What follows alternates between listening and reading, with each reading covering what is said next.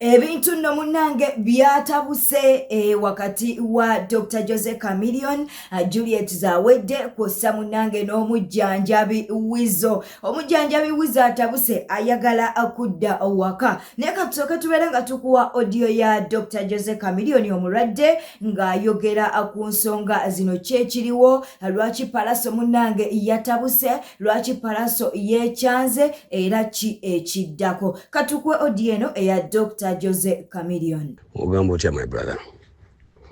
Yes, kati message ondekedde njifunye era nja clearing bulungi went nti first and foremost nsoko kwebaza Juliet for the initiative ndabiridde sina kye complaining ebyaddala ndabiridde bulungi era na mu buntu ne olaba difference dene nnyo eby'eddwaliro ne bigenda bulungi mu maaso. Ndi ku medication yange tomorrow the 5th of March ngenda ku review yange wa gastrologist kola review yange. The most important part yali ya surgery eyabwa kati ngenda ku review kulaba how am I progressing. Then ate bwe kina kigenze bulungi maybe the report can discharge me mbenga nsobola okudekamira eddagala lyange nga bwe mpona. Ekintu kya Wizzo naye njagala omwebaza in a special way. Wizzo bambi he has been very patient with me. Namujje Kampala ku Christmas teyakola, the whole of December teyakola. He has a family, amisinga abaana be, apushinze, tuli mu myezi gingi ebiri, abaana be babeera mukubira essimu, Papa when are you coming back? Kati he breaks it down in the past, not even yesterday but in the past week breaks it down. Oshigera na break it down aga Kamili, yes nkwagala nnyo muganda wange ne abaana bange bamisinga. So nange kenyini nga mbadde nayogeddeko ne family yange nga njagala Wizzo bw'aba asobodde ajja alabe family ye. I don't complain bambi, he's done a good job. Amperekeddeko bw'abanga awulira amisinga family eyo atali nabo, then it's high time naye bambi akole ki naye aget organized alabe family ye. Pallaso oyo ndoza yanajja ate naye ankuumeko Wizzo nga wakola ki nga wajja naye alabe family ye. Yes yavudde mu mbeera naye it's almost natural. Omuntu abadde gwe Wizzo ali wano omusajja atutakola talina kyakola kujja kukulabira muganda we. 2 months down the road we're breaking it down.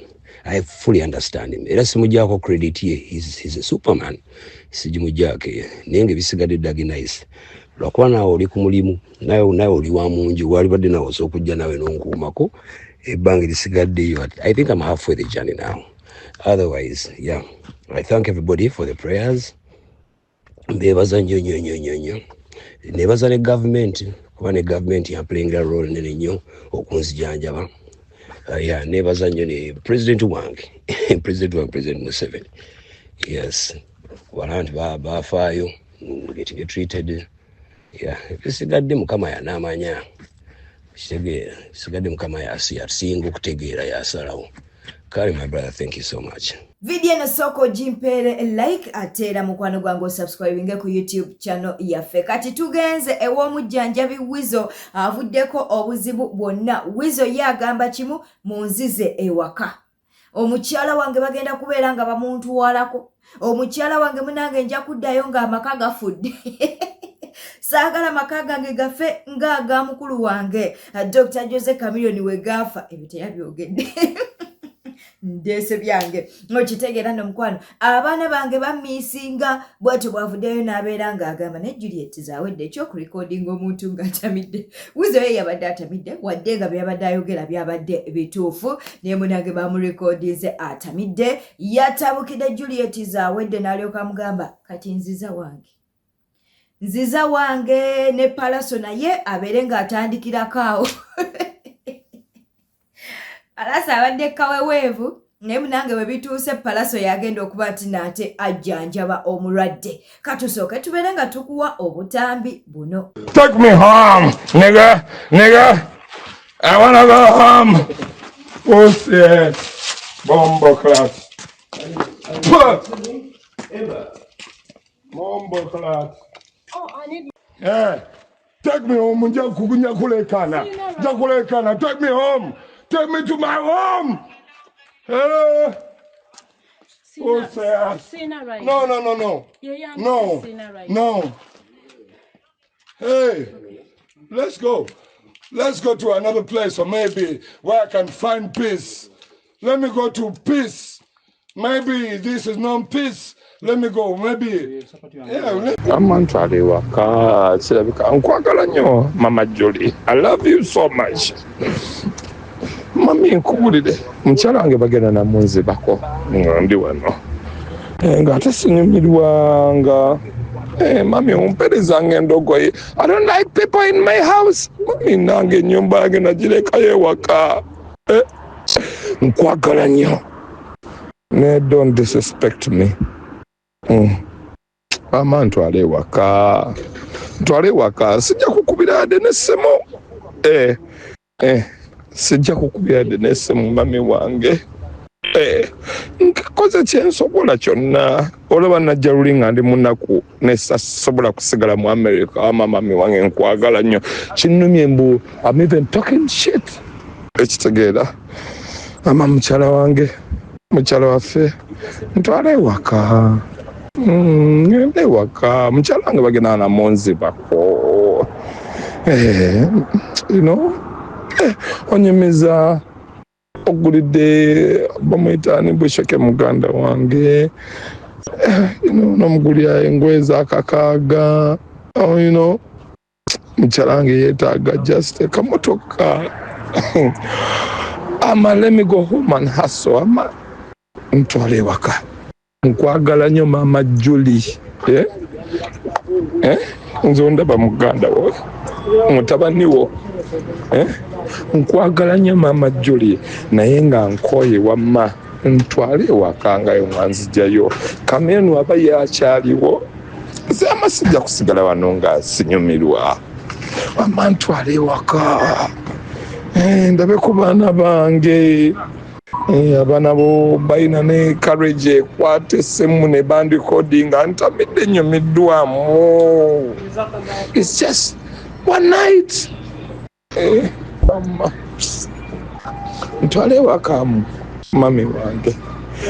mami wange nsaba ntwale ewaka kwagala nnyo nga bwe neyagala naye nga nze sifiirwa era ofiiriza Chameleone. Nze ndi Seguya kebera ku passport yange bampita Seguya Douglas Mayanja nafiirwa dda ama webale nkwagala nnyo linge mmana. Video eno jimpele like atera munange tewerabira okuba nti no subscribe nga webituuse Palaso munange yagenda okubeera nga jjanjaba omulwadde anti Wizo yekyanze yagambye ne Palaso naye atandikire wenkomye nange nkozeeko kyenkoze family yange amaka gafa.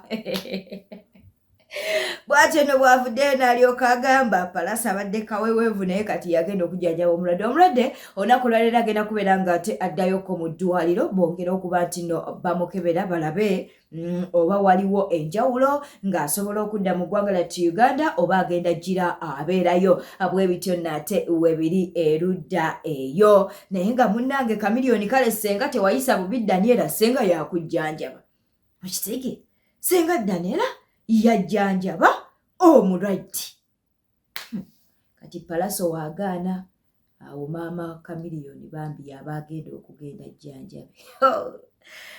Nange katubeera nga tukuwa akatambi kano nga bagamba Palaso era nga bamujjukiza nti naye kati ajja jjanjabe ku mulwadde yamuleeta mu kuyimba ajja jjanjabe akatambi kaakano.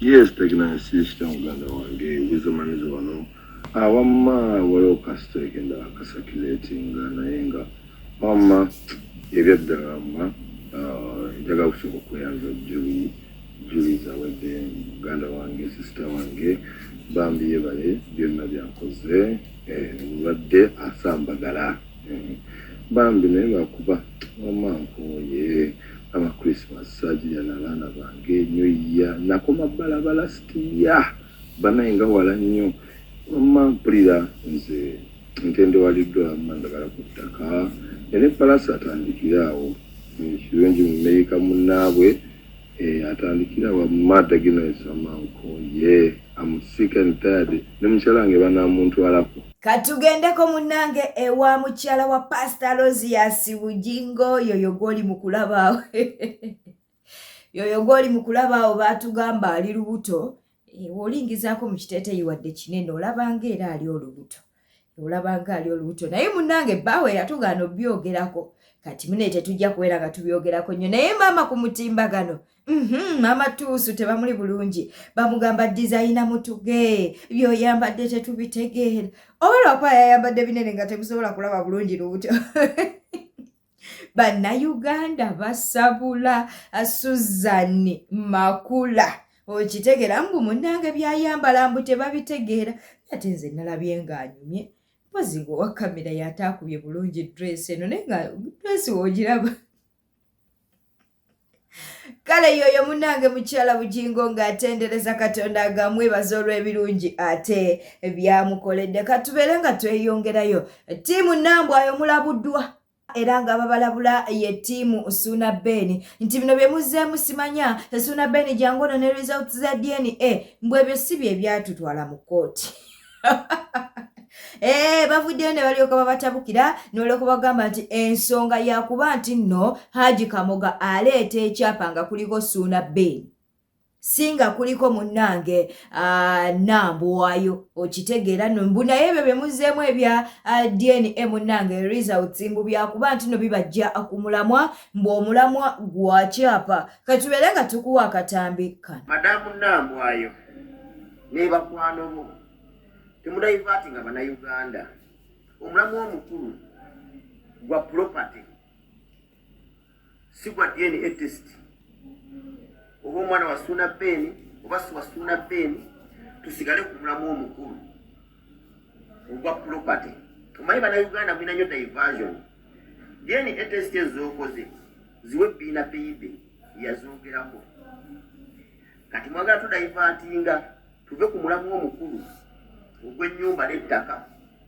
tudde mu nsonga eziri mayina oba omwana wa Suna Ben oba si wa Suna Ben tojjanko mu mawulire n'ogamba nti Suna Ben yagaana okulabirira omwana Suna Ben abalabirira gwe n'omwana ensonga enkulu ya property twagala kumanya newookera ku makyanga gwe maama w'omwana oba nga si gwe maama w'omwana naye ng'ekyapa kizza emmanya ga Suna Ben oli waddemba okubeeramu eyo ennyumba Suna Ben talina buzibu na nnyumba ne woogibeeramu emyaka 10 naye ng'ekyapa tutegedde kiri mmanya gaani y'ensonga enkulu so Nambwayo ne bakwano bo oba n'obugologoosi bo obuli mu kuzannya pingipongo mukakkane mugende ku musango gwaki gw'ennyumba gwa property gw'ekyapa y'ensonga enkulu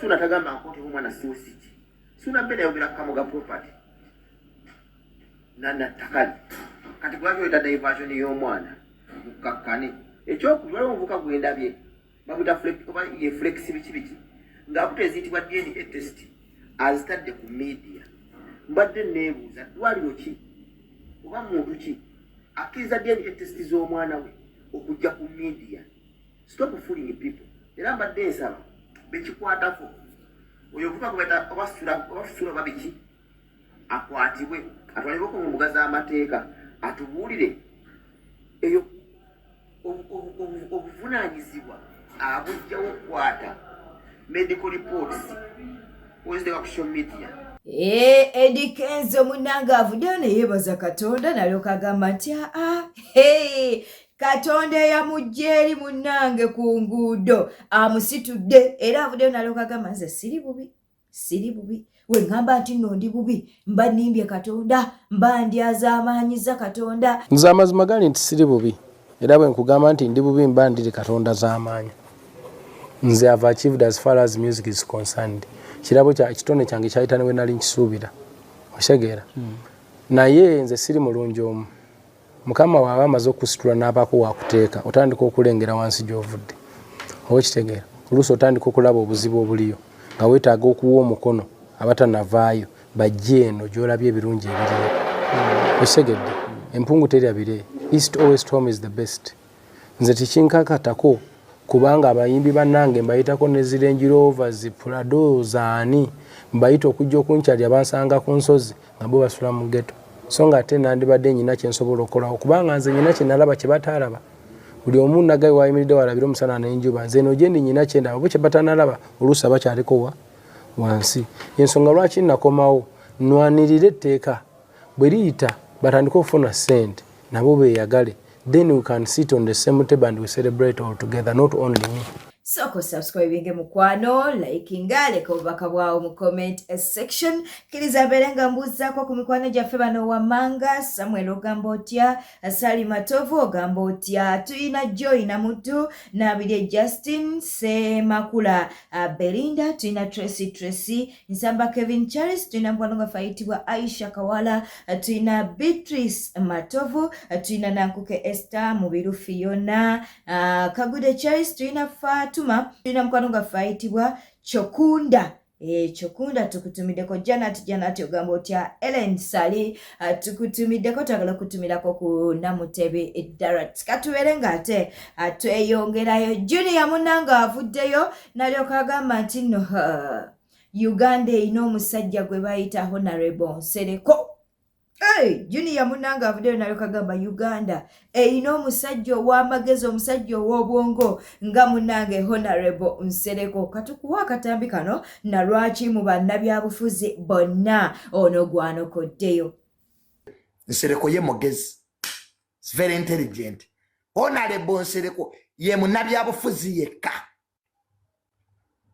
eyafuluma mu State House Entebbe ng'aganya okukkiriziganya ne president. Oyo Nsereko alina principles mumanyi. Honorable Nsereko ye munnabyabufuzi yekka eyadisagulinga ne president n'afuluma. Yafuluma State House oyo gwolaba n'agamba agenze. Oyo Honorable Nsereko yeesimbawo ku bwa sipiika n'afuna obulu 115. Era gwe keeka akalulu President Museveni ke yasooka otuula mu parliament. Oyo Nsereko gwolaba si wakuzanya. Very intelligent man. Honorable Nsereko akubye family ya Bobi Wine n'agiteeka ku ttaka. Yasooka kuba oli muganda wa Bobi Wine mu 2011. Ono muganda wa Bobi Wine yasiba amarasita. Nsereko yamusabula. Chairman Nyanzi najja naye ne bamukuba. Ye Nsereko akuba family yonna. Nenga family ya Bobi Wine era Honorable Nsereko agikubya agitadde wali. Yasookera kwani kono muganda wa Bobi Wine ono. Yani siye yayimba tukigale. Ati tukigale nini ne bamugala. Nsereko najja n'akuba chairman Nyanzi. Kati addako kuba Bobi Wine. Eyo family yagisobola.